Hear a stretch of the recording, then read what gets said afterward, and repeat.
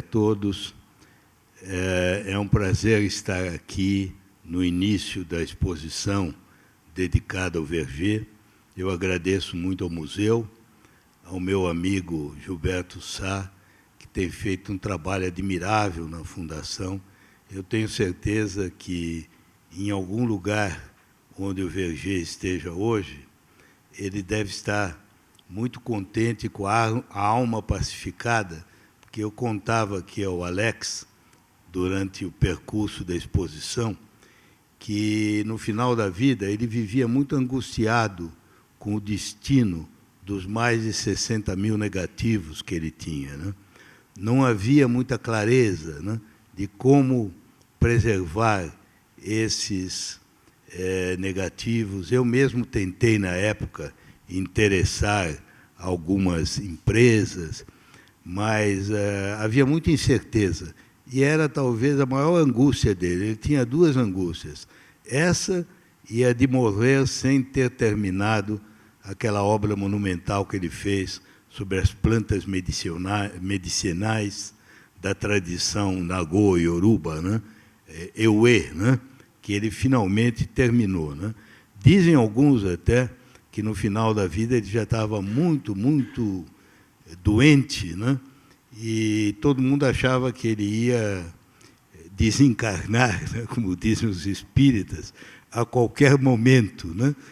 E, no entanto, ele continuava vivo porque, aparentemente, alguma força misteriosa o obrigava a terminar o livro. Porque, assim que ele terminou o livro, ele morreu. Foi realmente algo que chamou a atenção, né, dos que estavam perto dele, né? Alguns talvez até achem curioso que eu, que tive uma trajetória bastante diferente da dele, fale sobre o Pierre Verger, né? Mas eu, ao vir para cá, estava justamente me lembrando, né, que, atualmente, este ano, faz assim, uns 46 anos que eu conheci o Pierre Verger. E o conheci numa das minhas antigas encarnações, porque, no começo dos anos 70, 71, por aí, 72, eu era chefe da divisão de difusão cultural do Itamaraty, né? Essa divisão era a que se ocupava de cultura, artes em geral, da divulgação da cultura brasileira no exterior. Era um período extremamente ingrato para isso tudo, né?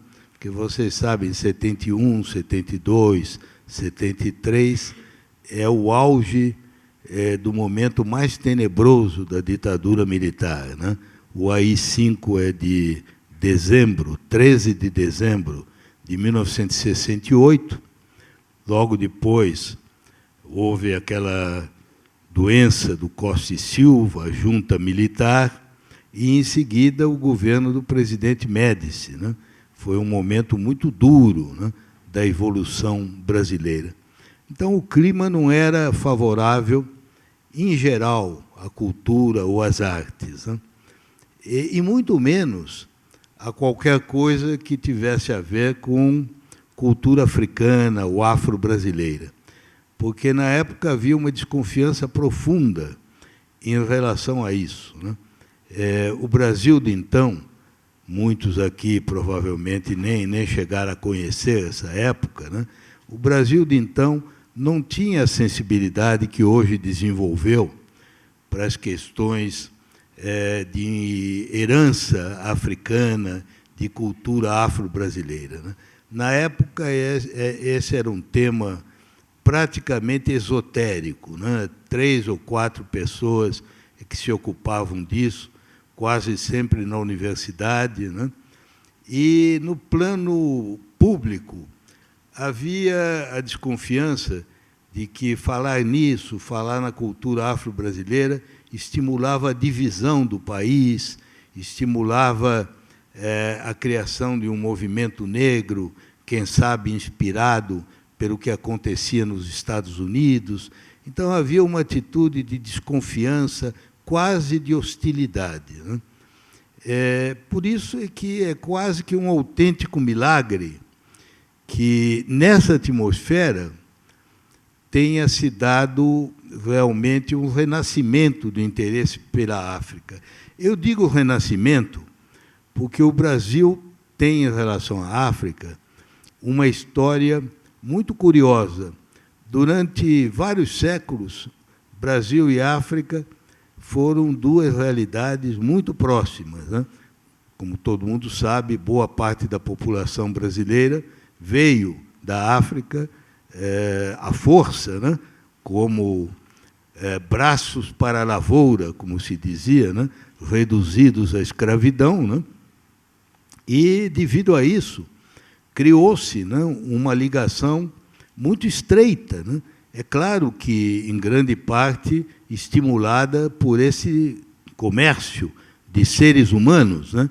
Comércio de carne humana, mas era um comércio importante que tinha, como todo comércio, as suas casas importadoras, os seus representantes na costa da África, muitas vezes brasileiros ou africanos que tinham vivido no Brasil e depois tinham voltado para a África. Então, havia um contato muito, muito estreito, muito forte.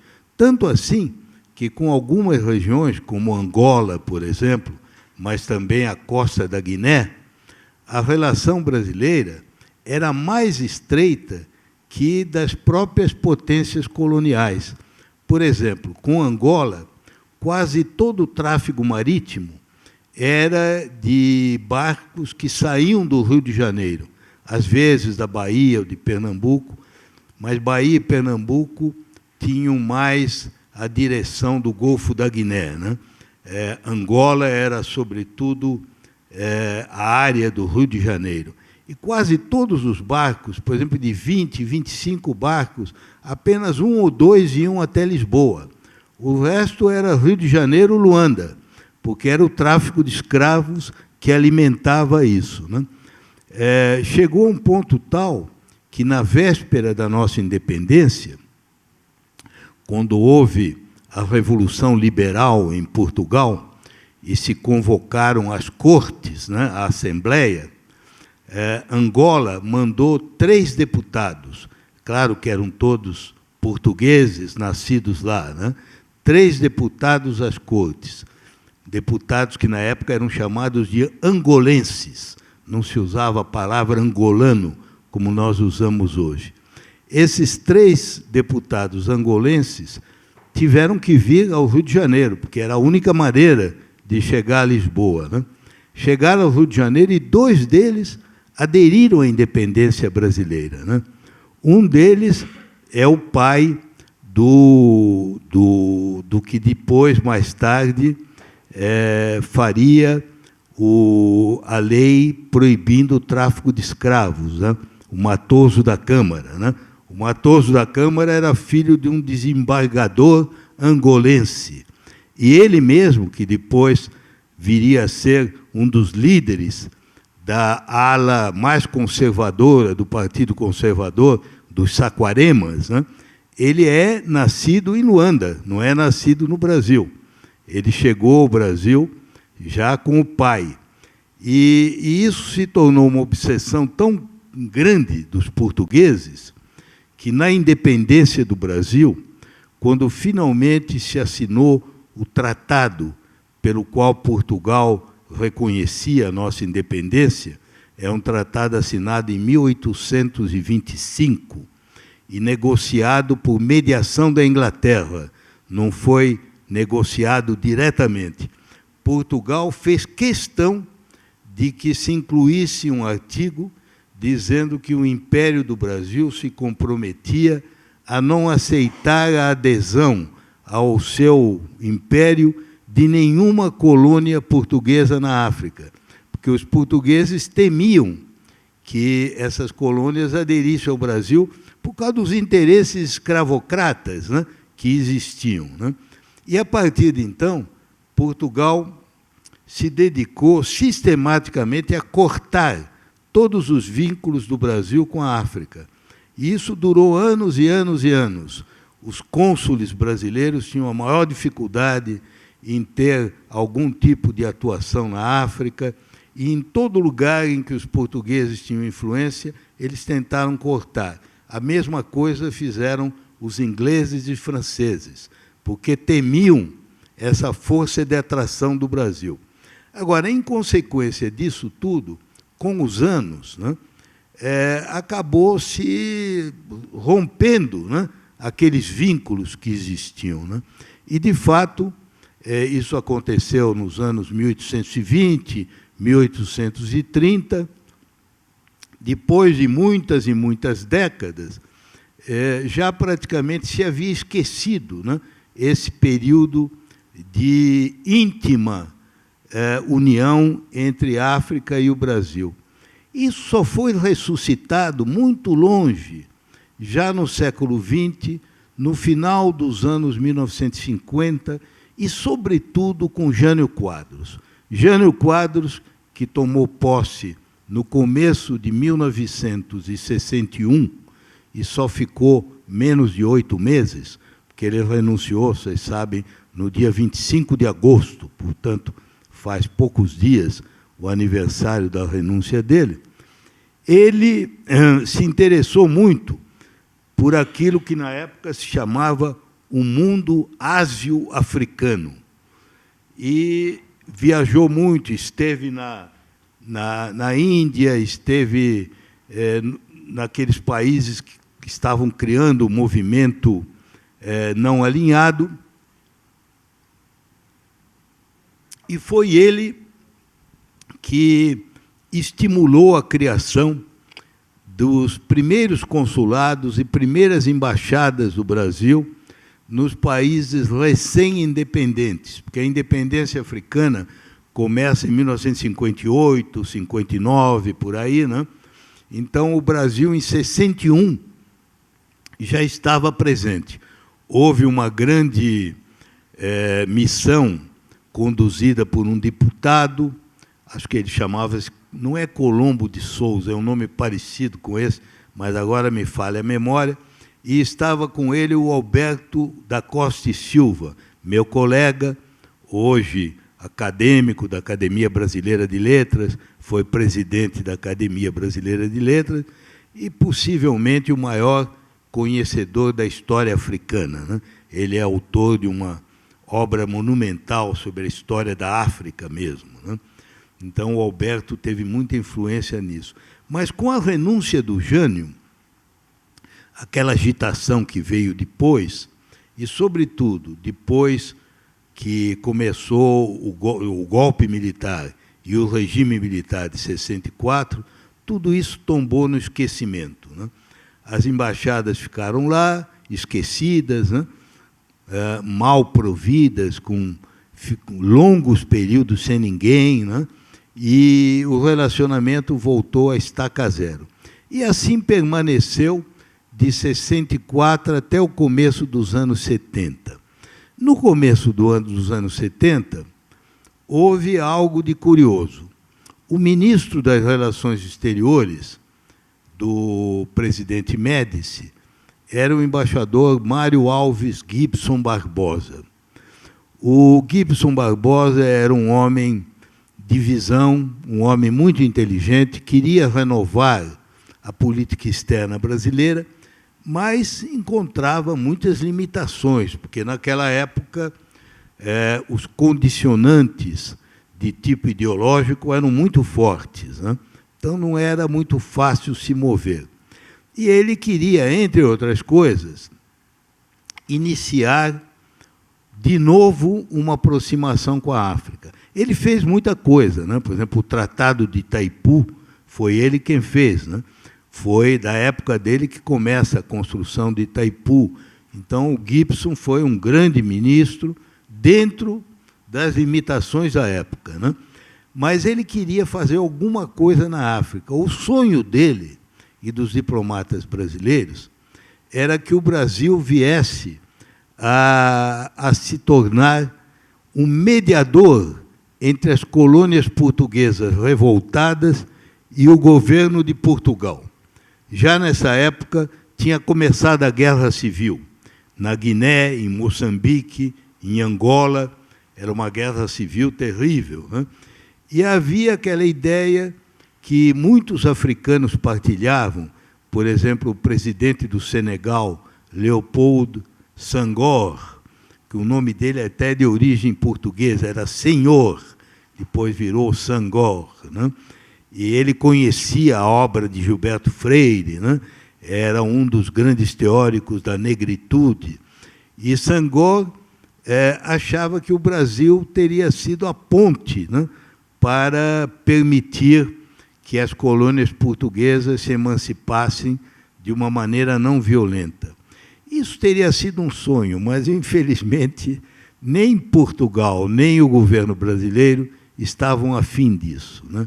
Portugal, porque era a época do governo de Salazar, Salazar era impenetrável, né, na sua teimosia de querer reconquistar plenamente o domínio sobre as colônias, né? E o Brasil não queria criar problemas com Portugal. Havia um lobby português fortíssimo, né? No Rio de Janeiro, em São Paulo, os grandes jornais. Então, era inviável fazer alguma coisa. Então, não se podendo fazer isso, tentou-se, como se dizia, né, como se diz até hoje, ir comendo mingau pela borda, né? A borda seria o quê? O Brasil voltar à África, mas não a África que estava convulsionada, né? A África que já era independente, a África Ocidental, que eram países que não tinham nenhum tipo de problema ideológico, Senegal, Costa do Marfim, Togo, Dahomey, que era o nome antigo do Benin, né? Nigéria, Camerun. Esses países eram países acessíveis, né? Então, o que se fez? Resolveu-se fazer um grande esforço que teve lugar no ano de 1972. Esse esforço era preparar uma viagem do ministro do Exterior que ocorreria em outubro, novembro. Mas antes, como não havia nada, nós estávamos ausentes há muitos e muitos anos, era preciso mandar algumas missões, uma missão pioneira que percorreu toda a costa da África, depois uma outra missão que foi negociar acordos culturais, acordos de cooperação técnica, abrimos algumas embaixadas, porque tínhamos poucas, e finalmente foi a viagem. Eu, por acaso, fui o único funcionário do Itamaraty que participei das 3 missões. Eu estive na missão pioneira, estive na missão negociadora, que era muito pequena, e estive com Gibson Barbosa nessa visita fantástica, que durou um mês. Hoje em dia seria impensável o chanceler do Brasil ficar um mês visitando a África, ponto por ponto. A ideia era começar em Dakar, no Senegal, seria a lógica. Mas, devido a um problema de agenda, nós tivemos que começar por Abidjan, na Costa do Marfim. Abidjan, Accra, em Gana, depois fomos descendo. O Gibson Barbosa visitou, e nós todos juntos com ele, 9 países africanos, porque alguns quiseram se incorporar. E devo dizer a vocês, sem exagero, que foi realmente uma consagração extraordinária, sabe? Porque o Brasil era recebido como uma espécie de um país irmão que voltava depois de um longo período de esquecimento. Era recebido por massas de pessoas nas estradas, cânticos, danças, né? Nós tivemos episódios que o Gibson dançou com o rei de Abomey, né? Com aquele grande guarda-chuva que eles levam do rei. O Gibson era um pé de valsa, dançava muito bem, então se adaptou muito bem, sabe? Era uma visita totalmente fora do comum e que só podia ocorrer com o Brasil, jamais ocorreria com a França, com a Alemanha, com a Inglaterra, porque havia uma cultura, né, que era muito semelhante, né? Inclusive, uma coisa interessante, né, vocês sabem que havia comunidades chamadas brasileiras e há até hoje, em toda a costa da África. Porque nesse período da escravidão, no século XIX, no Brasil a alforria não era difícil, não era, pelo menos, não era tão difícil ou impossível como era nos Estados Unidos, né? Então, muitos escravos que conquistaram a sua liberdade, alguns deles voltaram espontaneamente para a África, mas já brasileirados, né? E constituíram comunidades lá, né? Isso depois ganhou mais dinâmica, porque os ingleses passaram a estimular isso. Porque a colonização inglesa e francesa é tardia na África, né? Muita gente pensa, erroneamente, que ela vem de 1500, 1600. Não é verdade. Ela vem só de 1850, 60 em diante, né? E os ingleses, quando começam realmente a implantar a sua presença na Nigéria, em Lagos e outros lugares, sabiam que no Brasil havia comunidades enormes de africanos da mesma etnia, da mesma língua, né? Os Yoruba, Nagô, né? E esses africanos no Brasil tinham aprendido ofícios, eram marceneiros, carpinteiros, né? Sabiam trabalhar com metal, e os ingleses tinham uma necessidade enorme dessa gente. Então, os consulados ingleses no Brasil, sobretudo no norte, começaram a publicar anúncios, né? Estimulando as pessoas a voltarem. E começou um movimento incentivado pelos ingleses, que durou muito tempo, tanto assim, para vocês terem ideia, o último barco que deixou a costa da Bahia, levando brasileiros de volta à Nigéria, foi o famoso Patacho Esperança. Partiu em 1915. Só foi interrompido por causa da Primeira Guerra Mundial. Aí acabou. Mas esses que voltaram, sobretudo os que foram para a Nigéria, passaram a ser chamados de agudás. Alguns deles, não todos, mas bastantes, eram muçulmanos, porque entre os escravos africanos no Brasil, da costa da Guiné, muitos já tinham sido islamizados, mandingas, né? Fulanes, né? Haussas, que na Bahia são chamados de Ussá, né? Muitos eram já convertidos ao Islã. E esses muçulmanos foram, em geral, a alma das revoltas. Das 7 ou 8 revoltas de escravos que houve na Bahia, a maioria delas foi tramada por escravos que eram muçulmanos. Entre elas, a maior de todas, a revolta dos malês, né? Em 1835 ou 37, acho que 35. Tanto assim que nos autos do processo, quando foram julgados os que sobreviveram, né, à repressão, existe menção, e até hoje na Bahia se encontram esses documentos, havia documentos escritos em árabe, que se pensava que eram documentos subversivos, em geral eram páginas do Alcorão, que eles conservavam, né? Então, criou-se no Brasil a ideia de que os muçulmanos eram muito perigosos, né? E que era melhor deportá-los de volta à costa da África, né? Entre os africanos deportados à costa da África está justamente a mãe de Luiz Gama, Luísa Maim. Ela não era muçulmana, como diz o Luiz Gama, a minha mãe era uma negra livre da costa da Guiné, de nome Luísa Maim, pagã e que sempre recusou o batismo e a fé cristã, dizia o Luiz Gama com muito orgulho, porque ele tinha muito essa consciência da sua origem.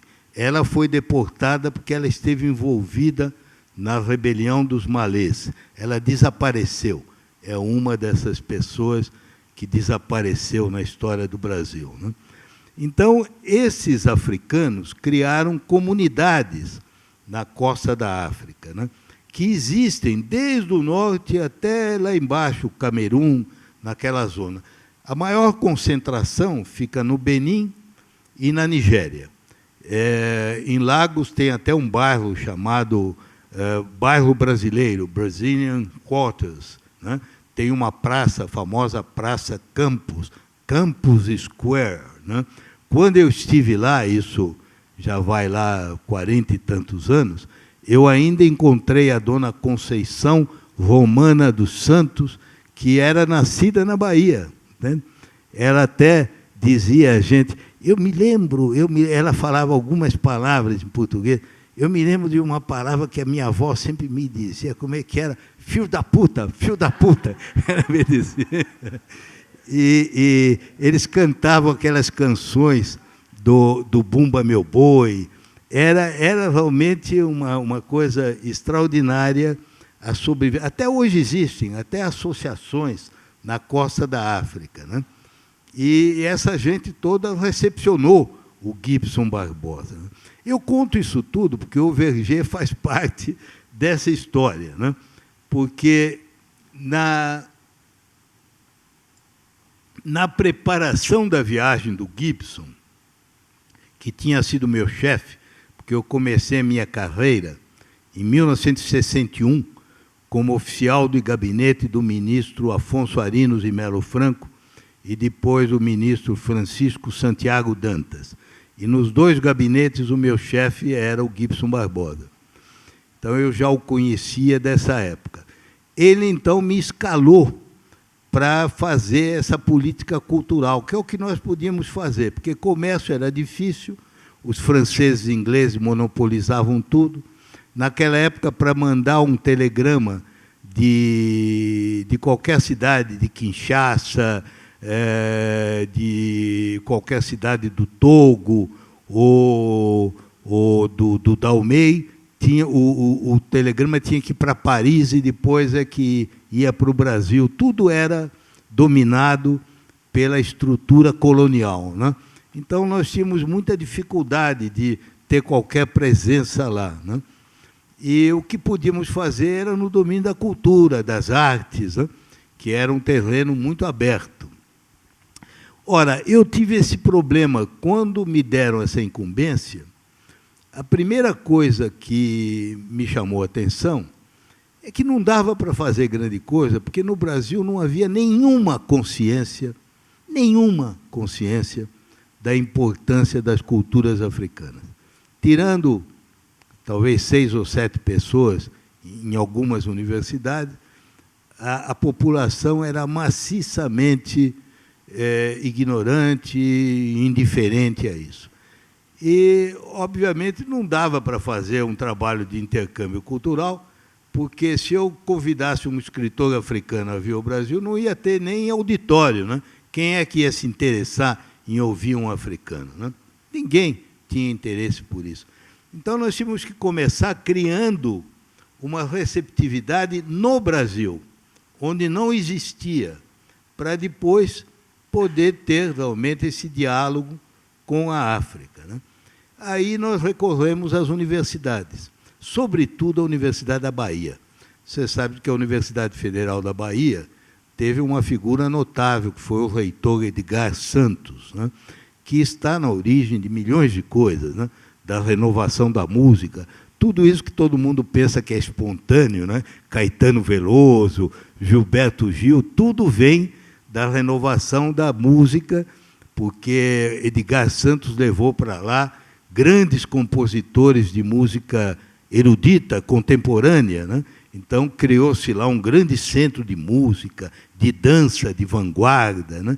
E, na época, graças a um trabalho também de um pioneiro, o Jorge Agostinho da Silva, que era português, criou-se o Centro de Estudos Afro-Orientais da Universidade da Bahia, que foi o primeiro centro no Brasil em que, inclusive, se ensinava a língua iorubá, né?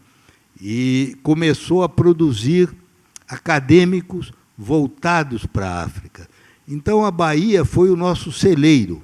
Eu ia à Bahia toda hora, porque naquele tempo até era difícil. De Brasília, tinha que tomar um avião que descia em Barreiras, no oeste da Bahia, né? E só depois chegava em Salvador, né?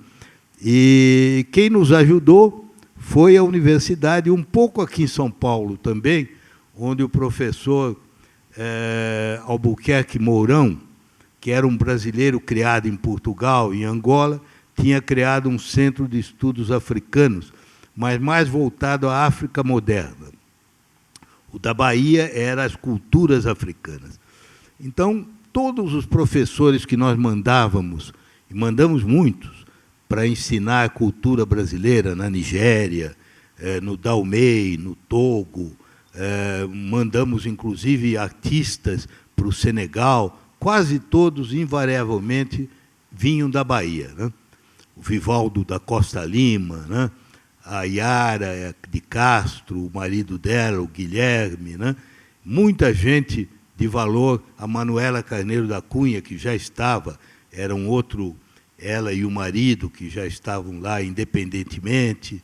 Enfim, houve muito intercâmbio que nós fizemos com essas pessoas, e eu precisava, então, de alguém que me ajudasse a criar no Brasil um movimento.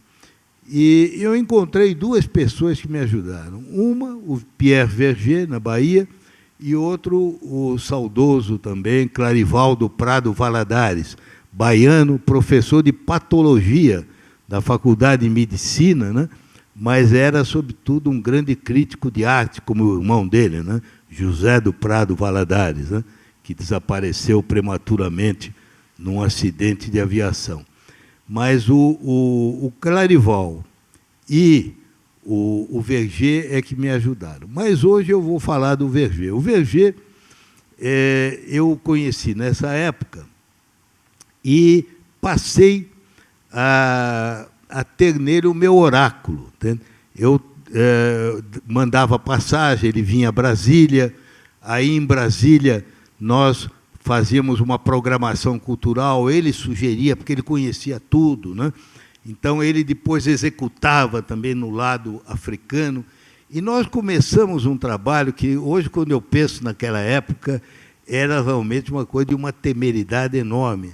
Nós chegamos a pagar a passagem de vários pais e mães dos santos, que nós mandamos para a África, tudo pago pelo governo brasileiro, para poderem reatar aquela tradição com a Nigéria, com o Benin. Felizmente, acho que os militares nunca souberam, porque senão eu teria sido preso, né? Mas nós mandamos esse pessoal todo para lá, né? E o Verger realizou esse trabalho admirável, que é o que ele vinha fazendo sempre, né? O Verger tem um filme famoso que ele fez para a rádio e televisão francesa, que chamava Brésiliens d'Afrique, Africains du Brésil, Brasileiros da África, Africanos do Brasil. É um filme interessante, porque é um navio que chega a Salvador, e nesse navio tem um marujo que é do Benin e que é Yoruba, que é Nagô. E ele desce do navio, achando que ele está num país estrangeiro, vai descobrindo que tem gente que fala a língua dele, que tem o culto dos candomblés, dos orixás, que ele conhecia, né? É um filme muito interessante, acho que é de 1956, é muito antigo, né? É por aí, 63, né? É um filme bem antigo. Então, o Verger fazia esse trabalho, né? E o Verger era uma personalidade absolutamente fora de série, né? Vocês sabem que a vida dele foi longa. Ele nasceu em 1902 e veio a falecer em 1996. Portanto, a vida dele cobriu quase todo o século XX. Ele nasceu em Paris, de uma família de burguesia, de gente muito rica. Eles tinham uma tipografia famosa, era gente muito próspera. Agora, ele foi uma espécie de hippie avant la lettre, né? Muito antes do movimento, né? porque ele tinha 20 anos em 1922, e no começo ele sempre foi muito rebelde. Ele foi expulso do Liceu Janson de Paris, né, que era um liceu famosíssimo. Depois foi expulso de um outro liceu. Ele nunca terminou o curso secundário. Quando jovem, ele mesmo me contou, ele costumava de madrugada circular com aqueles carros esportivos italianos, Lamborghini e outros, né, debaixo das arcadas da Rue de Rivoli, né, que é onde as pessoas andam, né? De madrugada não tinha muita gente, né? E ele era realmente uma pessoa inteiramente procurando alguma coisa, né? Isso quando ele tinha 20 e poucos anos. Quando a mãe dele morre, ele tinha 30 anos, ele teve um choque muito grande, ele era muito ligado à mãe, ele largou tudo, ele deixou os interesses dele lá nas mãos da família e se tornou fotógrafo profissional. Ele foi fundador de uma das primeiras agências fotográficas internacionais e ele teria, naquele momento, feito um voto que, ao chegar aos 40 anos, ele se suicidaria. Ele achava que a vida não tinha muito sentido, mas que ele ainda ia conhecer o mundo, e, ao chegar aos 40 anos, ele se suicidaria. E ele andou aí pelo mundo todo. Ele foi primeiro para o Tahiti, a Polinésia, né? Depois foi para a África, foi para a União Soviética, na época do stalinismo. Ele andou por Seca e Meca. Eu sei que, quando chegou aos 40 anos, ele estava nos Andes, fotografando aqueles camponeses peruanos, né? E ele até trabalhou para o Museu Nacional do Peru, e ele estava tão fascinado por aquilo que ele esqueceu que ele tinha que se suicidar. Ele até disse, j'ai raté ma mort, quer dizer, eu falhei, eu fracassei na minha morte, né? Porque passou aquela morte, agora aí tinha passado, ele foi acabar morrendo, como vocês viram, com 94, né? Mas ele, então, descobriu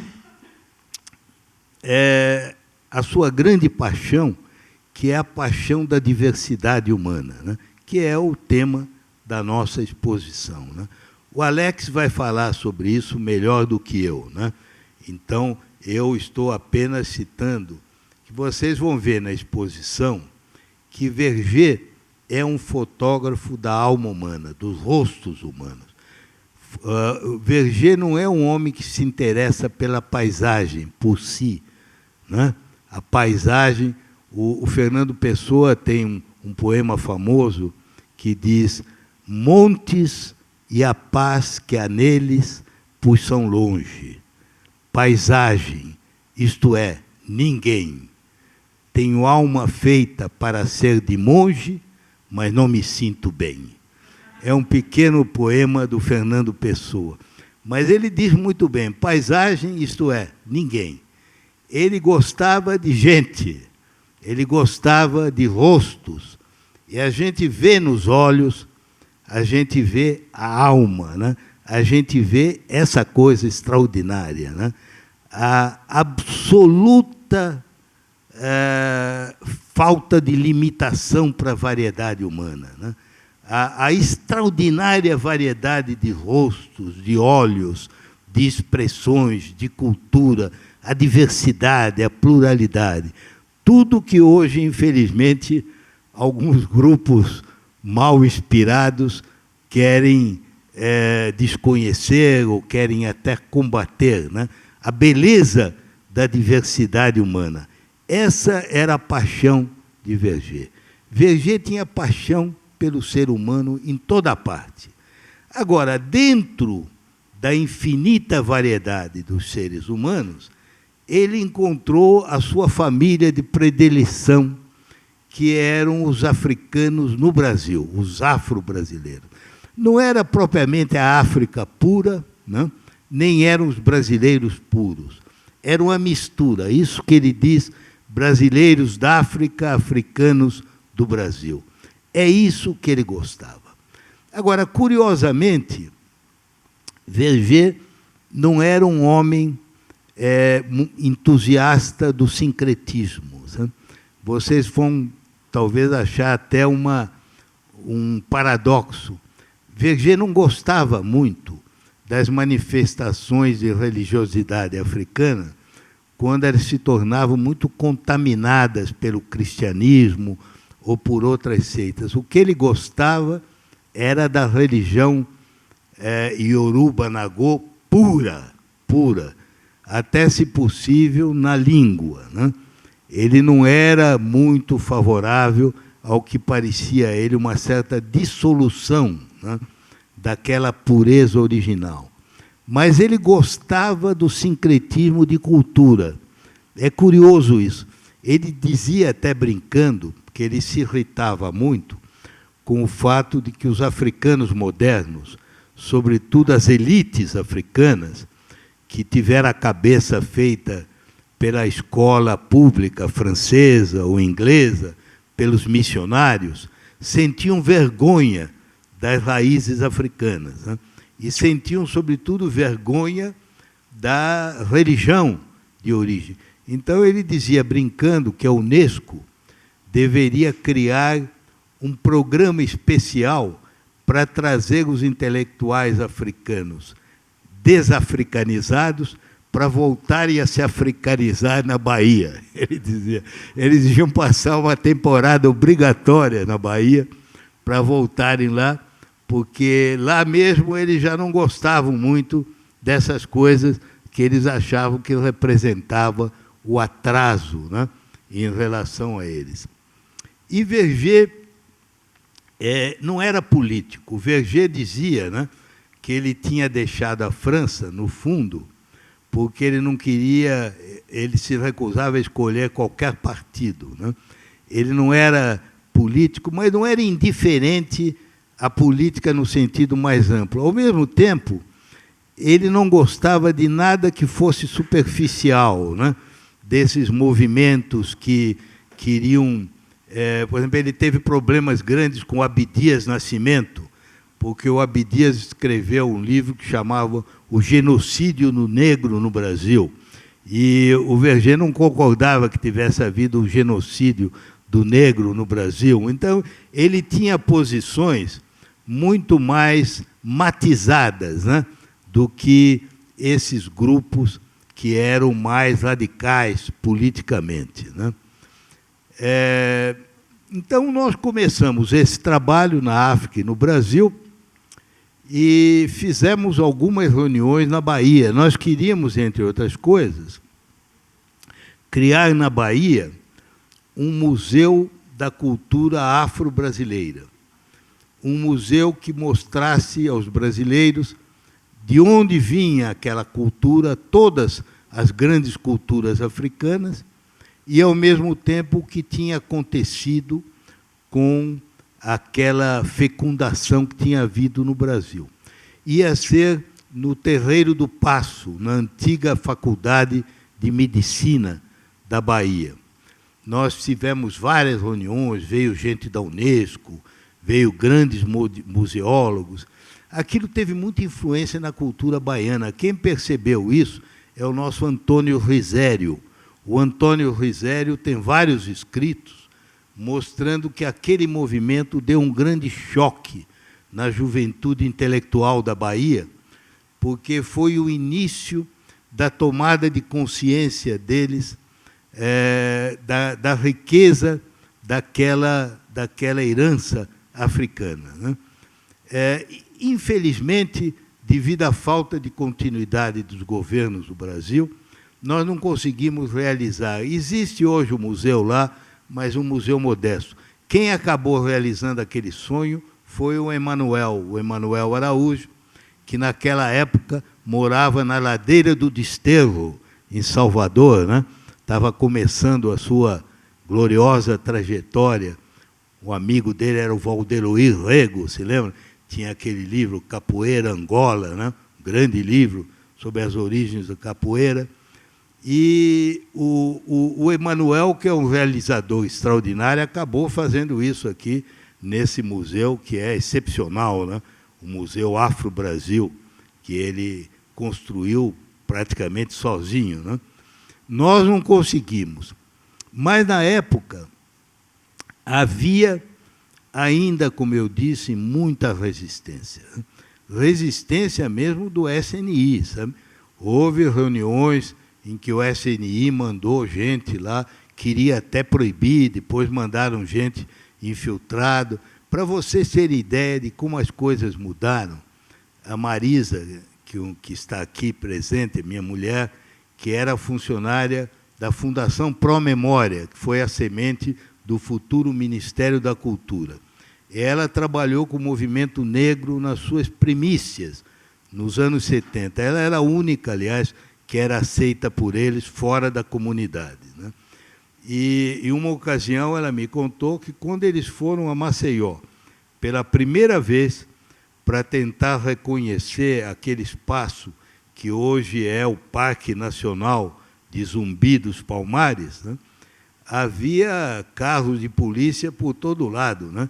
Eles tinham os movimentos quase que acompanhados a cada metro. Pois bem, hoje, quando você chega a Maceió, como é que chama o aeroporto? Chama Zumbi dos Palmares. Naquela época, era inconcebível, né, que o aeroporto de Maceió um dia fosse receber esse nome. Havia muita resistência, né?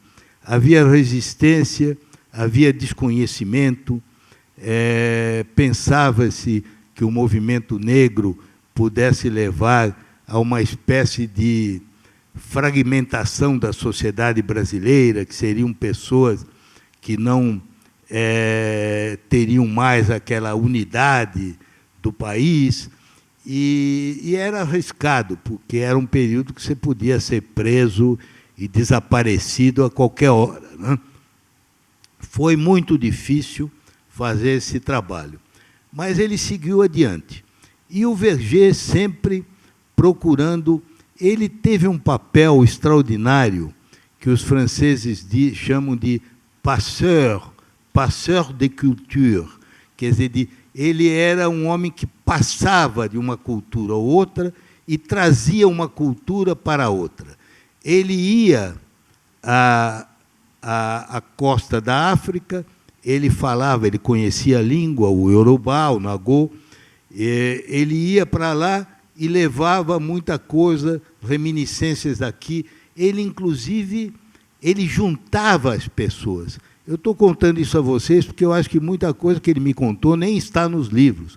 Por exemplo, ele me contou que a primeira vez que ele chegou a Salvador, ele chegou logo depois da guerra de 45, logo nos primeiros anos, nos anos 40, ele veio ao Brasil, foi contratado pela revista O Cruzeiro.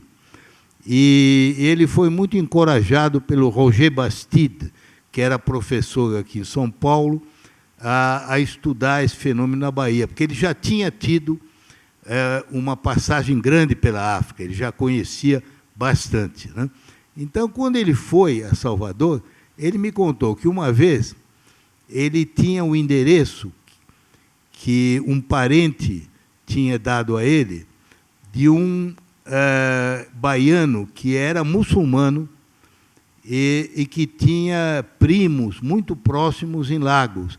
E ele disse, olha, fulano, você vai lá, procura que ele está lá e tal. E ele foi, visitou essa pessoa e se tornou amigo dele, ele ia muito à casa dele, mas o sujeito nunca admitia que era muçulmano, porque ainda ele tinha aquele medo que vinha de 1830, que ainda tinha ficado na memória coletiva.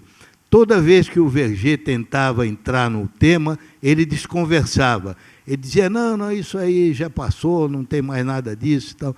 Então, uma vez o Verger, de propósito, chegou à casa dele, ele sabia que era uma das horas da prece, né? da prece para Meca. E ele, quando chegou, ficou meio assim, mas acabou abrindo a porta, ele estava com o tapetinho desenrolado no chão, e estava inclinado para Meca, né? Porque ele tinha medo, ele fechava tudo, fechava as janelas, né? Tinha medo de ser preso, né? Vocês sabem que no Brasil, mesmo no Rio de Janeiro, havia lugares de culto, né? Muçulmanos que chamavam-se aluá, Aluá era o nome desses locais de culto muçulmano, né? Então, o Verger fazia um trabalho de leve trás. Ele levava os nomes e havia parentes dos dois lados. E eu vou contar a vocês uma história que é muito curiosa. A minha mulher está me fazendo sinal para eu acabar de falar, mas eu não vou ler mais o trecho. Eu só vou acabar contando essa história, viu? Porque eu antes ia ler eu ia ler um trecho que eu tenho aqui sobre o Verger. Quando o Verger morreu, em 96, eu não estava no Brasil. Vocês viram aqui. Isso é quando eu era assim, naqueles tempos antediluvianos. E essa é a Marisa. Está vendo? Há muitos anos, na casinha do Verger e no restaurante também. No restaurante do Pensão Hotel Continental, que ficava perto do mercado. Quem nos levava lá era o Vivaldo Costa Lima, né?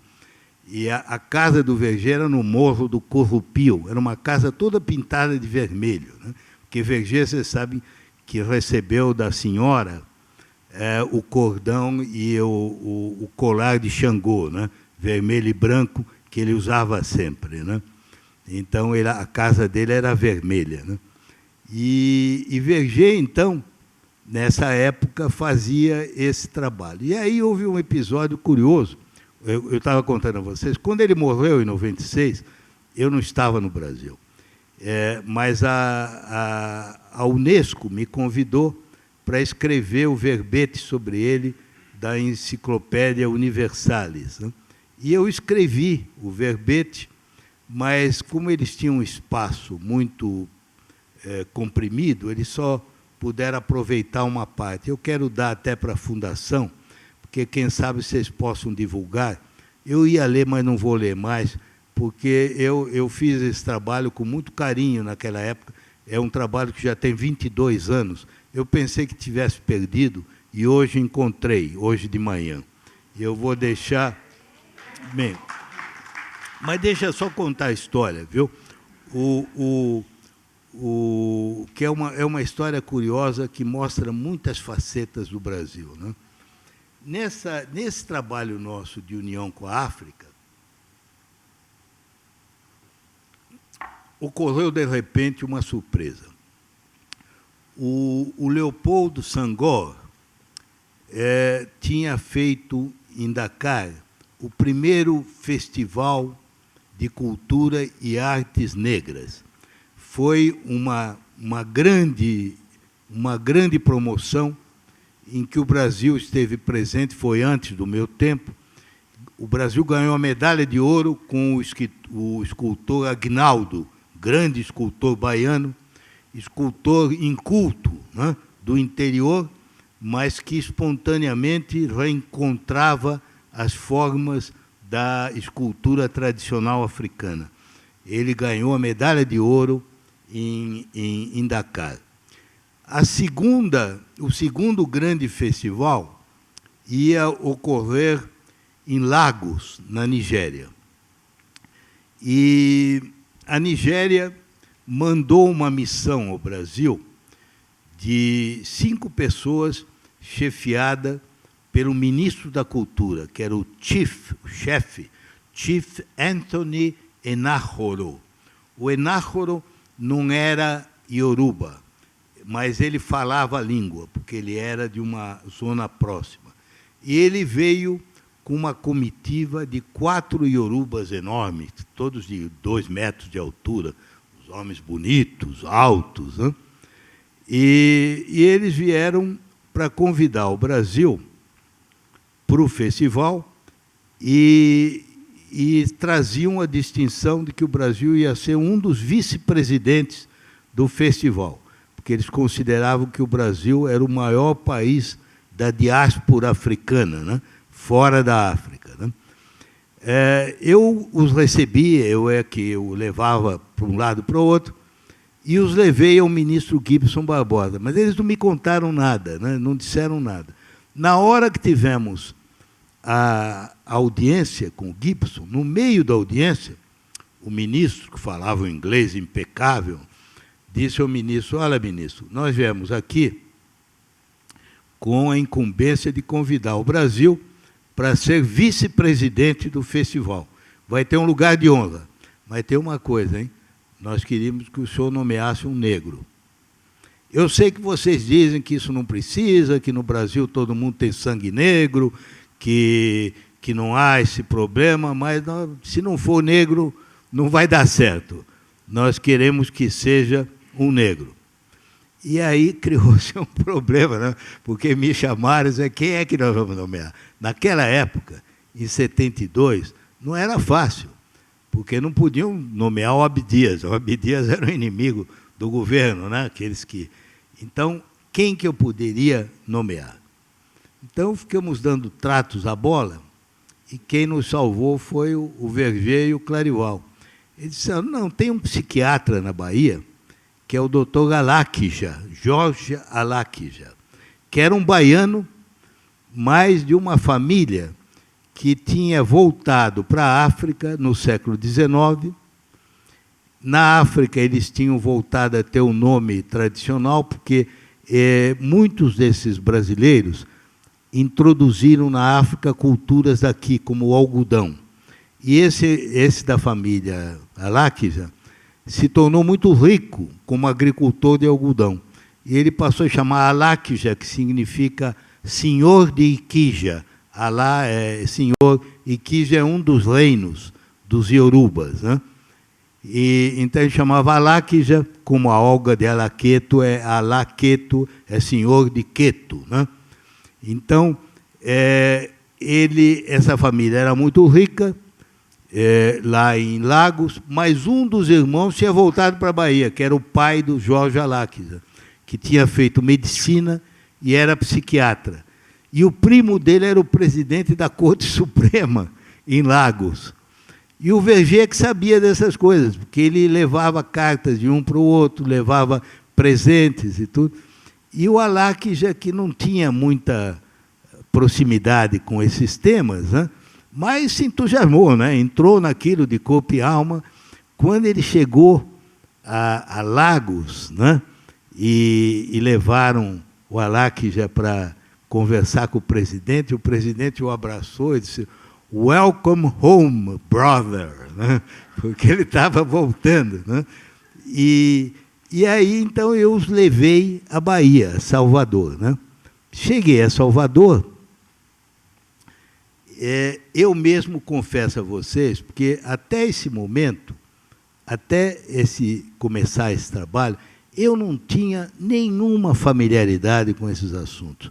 Tudo que eu aprendi, eu devo ao Verger, devo ao Clarival. Eu era como um brasileiro médio, não sabia nada disso, né? E eu ficava muito surpreso de ir descobrindo as coisas. Por exemplo, nós fomos com eles ao mercado modelo, e eles todos botaram aqueles trajes iorubas, né? Aquelas roupas lindíssimas, né? Aquelas roupas compridas, todas coloridas, né? Amarelo açafrão, cor de abóbora, né? E em cima tem uma espécie de gaze, todo com lantejoulas, né? Com aquele chapéu. E eram homens enormes, né? 1,95 m, uns homenzarrões, né? Então, quando eles entraram no mercado, foi uma sensação. E vários sujeitos lá os saudaram com saudações em nagô, porque eram do culto, né? Os saudavam em nagô e eles respondiam, né? Respondiam em nagô. Eu era o único sujeito lá que não estava entendendo o que eles estavam dizendo, né? Aí eu queria levá-los a um candomblé, mas não era uma das festas, era fora do calendário, né? E então eu falei com o Verger. E o Verger falou com a Olga de Alaqueto, que não era tão purista, né? Porque os outros eram mais puristas, né? O Verger me falava muito daqueles que eram absolutamente intransigentes, né? Que não aceitavam nem visitas, né? Ele, por exemplo, me falava do Eduardo Mangabeira, que era primo do Otávio Mangabeira e parente do nosso Mangabeira Unger, né? O Eduardo Mangabeira e o Eduardo Iquejá. Esse só falava iorubá, não aceitava ninguém no terreiro dele, né? Mas a Olga era mais flexível, e ela fez um culto lá, nós ficamos lá umas 3, 4 horas com os atabaques, e até hoje, para mim, é uma coisa inesquecível. Eu tenho uma pena enorme de que aquilo não tenha sido filmado, porque no auge depois de 3 horas de atabaque, a Olga, que era uma grande dançarina, e uma outra que chamava-se, acho que Teresa de Ansan, dançaram uma luta entre Xangô e o orixá da guerra, uma coisa assim de uma violência, com que os orixás se jogam uns contra outros, né? Mas não chegam a se tocar, sabe? Uma coisa de um frenesi, né? Absolutamente extraordinário, né? E no meio daquilo, eles convidaram os nigerianos a entrarem na dança, e todos eles entraram como se nunca tivessem feito outra coisa na vida, né? Entraram com todos aqueles gestos, né? Dançaram, e eles todos gritavam, né? Axé, né? Tocavam com a mão a terra, né? Porque eu aprendi do Verger que o grande princípio é a terra, né? É Axé, né? E eles gritavam no meio daquele pessoal todo, né? Naquele terreiro lindíssimo, né? Com aquelas folhas verdes, né? Uma coisa inesquecível. Aí, quando terminou o culto, porque várias caíram em transe, né? Várias caíram em transe, né? Não sei se vocês sabem que no candomblé, quando termina o culto, as pessoas que se recuperam do transe têm que ter um período de transição, porque senão dá um choque, né? Então ficam assim sentadas, as pessoas ficam conversando. Então ficaram todos conversando, já era tarde da noite, e eles ficaram conversando em Iorubá, em Nagô, todos eles lá. Eu era a única pessoa que não compreendia. Tanto assim que depois, quando nós fomos para o hotel, eu perguntei ao Chief, eu disse assim, mas eles falam mesmo Yoruba, depois de tantas gerações? Ele disse, não, eles falam bem, apenas eles usam o Yoruba com palavras que nós não usamos mais, algumas, né? Por exemplo, nessa época na Nigéria, o café era chamada água preta. Hoje não, hoje é chamado coffee, né? E eles ainda usam aquela expressão, água preta, né? Mas tirando essas coisas que são do passado, olha, todo mundo lá conversando em Yoruba, em pleno coração de Salvador. Eu não sei se isso ainda existe, eu estou lhe falando nos anos 70, né? Mas eu assisti, eu estava lá presente, posso garantir a vocês que é verdade. Eu assisti essa cena, mas tudo isso com muito pudor, né? Não é feito para mostrar, não é feito para anunciar, né? Apenas entre eles, né? Porque ele era um... E o Verger, então, numa das ocasiões, por exemplo, em que eu o ajudei a ir para a África, ele levou um jovem de Itaparica, que era uma grande vocação no candomblé, né? E depois ele me contou na volta, que ele estava muito decepcionado, o Verger, porque ele me disse, imagine você que esse jovem sentiu o mal do pays, né? A saudade. Chegou lá, eles foram não para a Nigéria, foram ao Benin, né? E a Cotonou, a Porto Novo e tal. E ele disse assim, e esse jovem, imagine você, ele ficou com tanta saudade que ele me disse, onde é que tem uma igreja católica aqui que eu quero rezar para o Senhor do Bonfim? E o Verger estava escandalizado, mas ficou um sujeito que volta lá às origens, né? Querer uma coisa dessa, né? Porque o pessoal daqui era diferente, né? Mas eu vou ler um pouquinho só o final do que eu escrevi.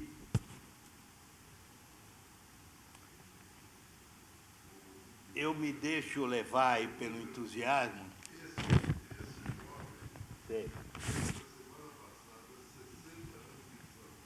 Você sabe, eu não quis dizer o nome dele, porque talvez ele não goste que lembre esse episódio. Porque o Verger vivia a vida dos africanos, né? Mas a vida na África não é, como se diz, parecida da Bahia. A África pode ser a fonte da matéria-prima, mas na Bahia é muito mais, já foi lapidado, né? Na África, o Verger dormia na rua, dormia como eles dormiam, num banco de jardim, né? Já o pessoal de Salvador não estava acostumado a isso, né? Os próprios pratos que vieram de lá, a versão africana é menos sofisticada do que a versão baiana, né? Por exemplo, o acará, que não é acarajé, é feito sem tirar a casca do feijão, né? É bem mais rústico do que o que a gente está acostumado. Eu vou ler só alguns trechos, né? Eu falo aqui, ó. Verger foi fotógrafo, etnólogo, historiador, especialista em cultura e religião africana, mas nenhuma dessas etiquetas é capaz de captar plenamente uma vida e obra que não cabem em categorias convencionais. Nascido em Paris de família de grandes burgueses e morto em meio à pobreza escolhida voluntariamente e ao despojamento aceito de modesta casa de madeira num bairro humilde de Salvador, sua biografia é dessas a que jamais se poderiam aplicar os versos de T.S. Eliot. No meu fim está o meu começo, no meu começo está meu fim. De fato, seria difícil imaginar maior contraste, oposição mais radical e irredutível do que a existente entre o nascimento e a morte desse homem que literalmente, conscientemente, se refez, se reconstruiu a si mesmo, ao longo de uma vida que cobre quase todo o século. A melhor expressão dessa reconstrução do ser se manifesta na mudança voluntária do nome, como que para indicar a metamorfose da essência íntima.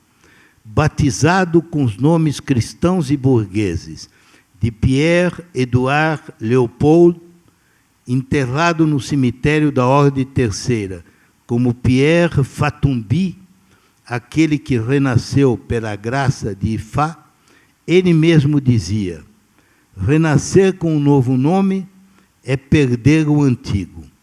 Após as iniciações que eu vivi, Pierre Verger morreu, Fatumbi nasceu. Eu sou Fatumbi e eu continuo a ser Pierre Verger. É nesse episódio que se encontra a chave para compreender-lhe a vida e o trabalho. Sua infância e juventude são marcadas, aquilo que eu contei, né?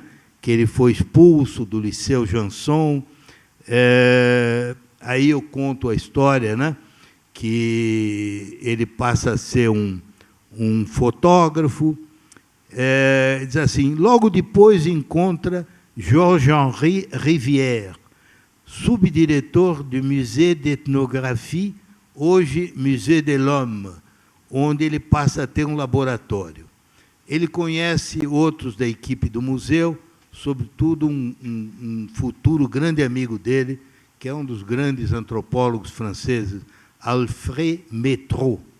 Ele frequenta o grupo de Jacques Prévert, descobre o mundo negro através do Bal Nègre da Rue Blomet, em Paris.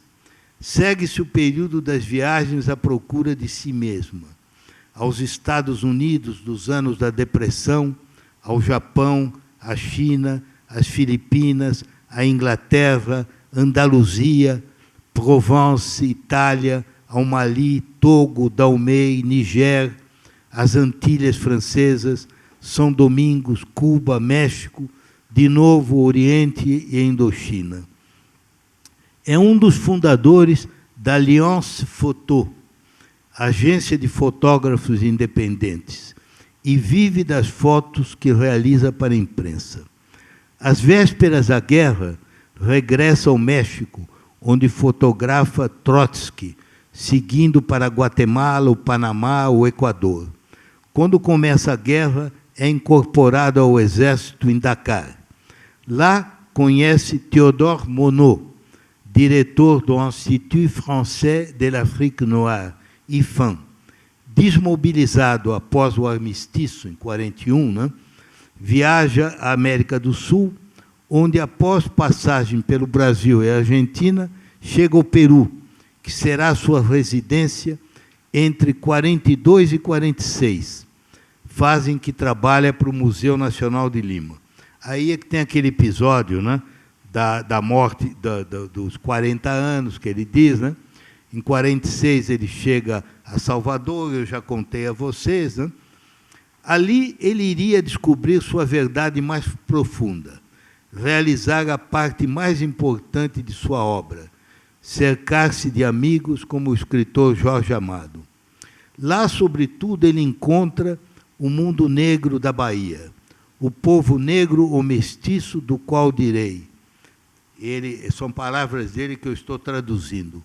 Eu me sentia um deles, procurando minhas origens numa África que eu conhecia apenas, mas um pouco, de qualquer maneira, em relação a eles que não a conheciam absolutamente nada, mas que perpetuavam a sua cultura através dos seus cultos. Isso foi ele mesmo que disse. É também a descoberta do culto dos orixás Nagô e Yorubas, né, trazido pelos escravos do Golfo de Benin. Ele vem a conhecer a senhora e a orixá no terreiro Axé Apô Afongi, a qual consagra o Xangô, né? É então que ele recebe de Théodore Monod uma bolsa da École Française d'Afrique. Vocês sabem que aí ele vai para a África e fica anos e anos. E ele descobre em Ouidah a correspondência de um negreiro brasileiro sobre o comércio de escravos. E é um verdadeiro tesouro de cartas que ele encontra. E ele passa a ser encorajado pelo Fernand Braudel, né, o grande historiador francês, a fazer uma tese com uma abordagem não acadêmica. Mas ele demora muito, ele fica 17 anos. O Théodore Monod, que era de uma grande família protestante, se queixava, mandava uma carta a ele e dizia: eu não estou dando dinheiro a você para que você se converta ao paganismo, porque ele ficou lá naqueles cultos africanos, né, e esquecia, né? E, finalmente, em 66, ele defendeu a tese dele, que é esse fluxo e refluxo do tráfico negreiro entre o Golfo de Benin e Baía de Todos os Santos, do século XVII ao XIX. Ele, que era anti-acadêmico, que não tinha nem o título de bacharel, ele se torna doutor pela Sorbonne, né? E pesquisador do CNRS, né? Em 52, depois ele, em Queto, recebe a iniciação no culto de Ifá. Eu fui a Queto, sabe? Retracei o caminho dele e fui recebido lá pelos velhos do culto, né? Estive lá muitos anos depois dele.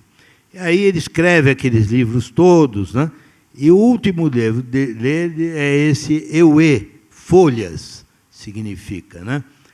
É um trabalho gigantesco. Ele teve que identificar os equivalentes científicos de 3.529 termos iorubas, correspondentes a 1.086 nomes científicos, e reconstituiu 447 fórmulas que ensinam a tratar de fraturas, dores no seio, ganhar dinheiro rápido, escapar de processos da justiça, obter honrarias, conseguir favores do rei, pegar ladrão, e a última vez é como mandar matar o amante da mulher.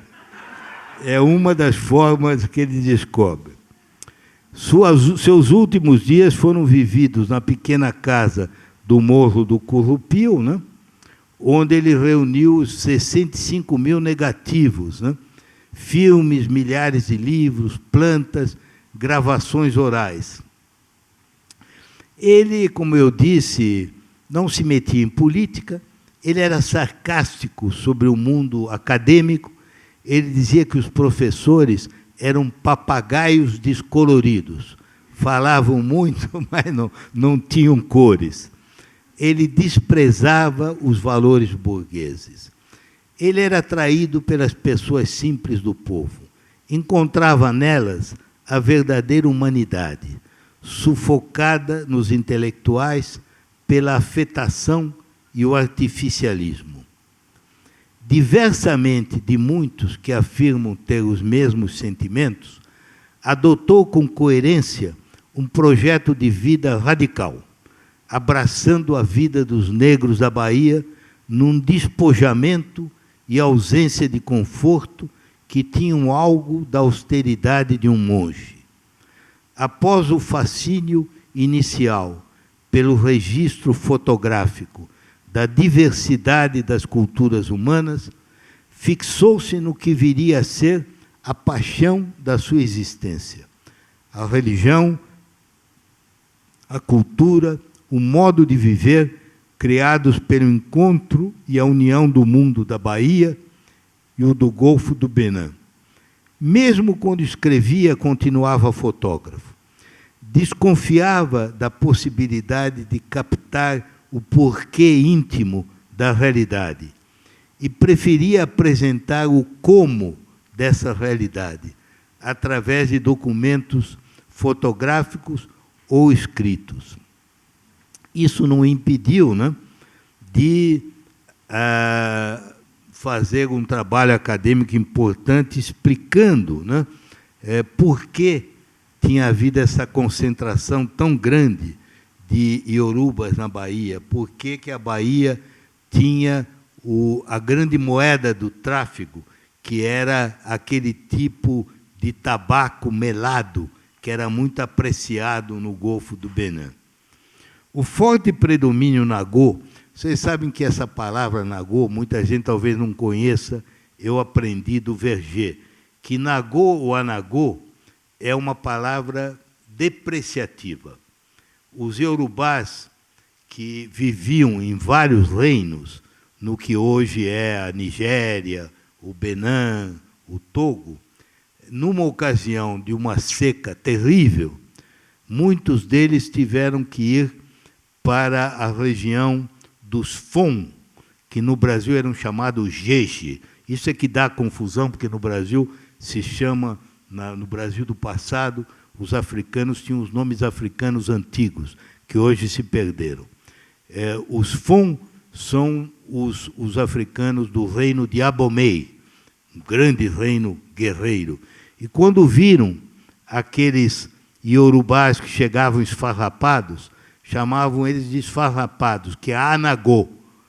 Nagô é uma corruptela de anagô, que é esfarrapado.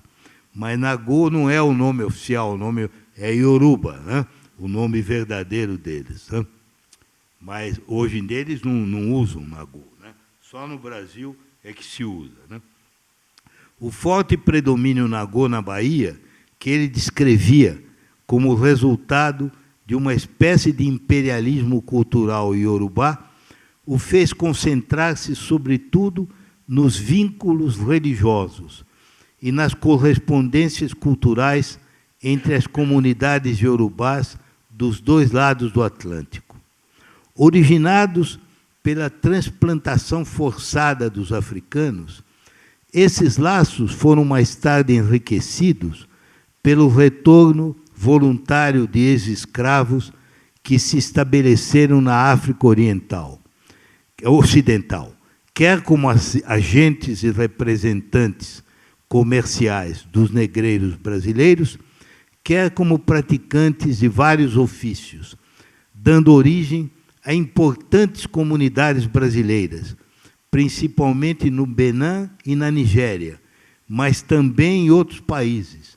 Silvanus Olímpio, o primeiro presidente do Togo, era filho de brasileiros. Para vocês terem uma ideia, no Benin, a geração que fez a independência contra a França, quase todos eram de origem brasileira. E eram pessoas anticolonialistas. E é muito curioso que, apesar dos esforços da França, ela nunca conseguiu sufocar aquela lembrança. Porque, não sei se vocês sabem, o Benin, ou o antigo Abomey, Daomey, foi uma das últimas conquistas coloniais da França. A guerra terminou em 1898, quase no século XX. O último rei de Abomey foi aquele que, nas bandeiras, você já deve ter visto aquelas bandeiras africanas que tem os animais, tem um leão, um tubarão. O tubarão é o último dos reis, Beanzin, que chefiou a resistência contra os franceses, foi capturado e foi exilado na Martinique. Pois bem, ele resistiu muito tempo porque ele tinha artilharia, e a artilharia dele era toda manobrada por antigos cabos e sargentos do Exército Imperial Brasileiro, que tinham lutado na Guerra do Paraguai, e que voltaram e que eram e que deram muito trabalho aos franceses, porque sabiam usar a artilharia moderna. São episódios que quase nenhum brasileiro conhece, mas que são verídicos. Quando eu estive no Benin, o arcebispo de Cotonou era um dos brasileiros, Monsenhor de Souza, ele chamava. Então, mais do que a Bahia ou o Golfo do Benin isolados, o que interessava Verger era o encontro, a mistura, a recíproca fertilização dessas duas realidades. Nesse sentido, ele se tornou o grande mensageiro entre dois mundos, trazendo à Bahia conhecimentos e objetos religiosos que renovaram o culto com o prestígio das coisas vindas da África. Por exemplo, os búzios que vêm da África têm um grande prestígio na Bahia, porque eles têm muita força, os búzios africanos.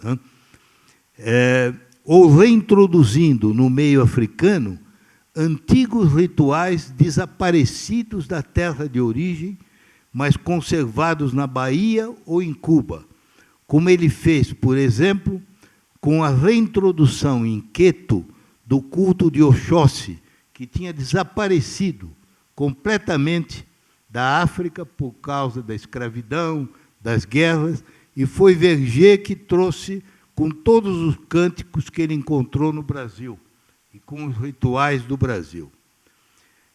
Realizou essa íntima amalgamação no profundo do próprio ser e em sua obra. Tinha consciência de ser Pierre Verger, francês de origem burguesa e cultura ocidental, e, ao mesmo tempo, Fatumbi, o adivinho, o babalaô, o iniciado em mistérios iorubás que só podem ser compreendidos a partir do interior e estão muito além de nossa vã antropologia. Aí eu conto, que ele queria até aquele programa da Unesco, e disse, não foi como os que o precederam, mais um ocidental a estudar o candomblé como objeto que se examina à distância, a partir do lado de fora. Mergulhou, ao contrário, até o fundo dessa realidade, transfigurando-se a si mesmo como Oxumaré, ser como ele, duplo e uno, que penetra na água, homem, e emerge delas, mulher. Muito obrigado.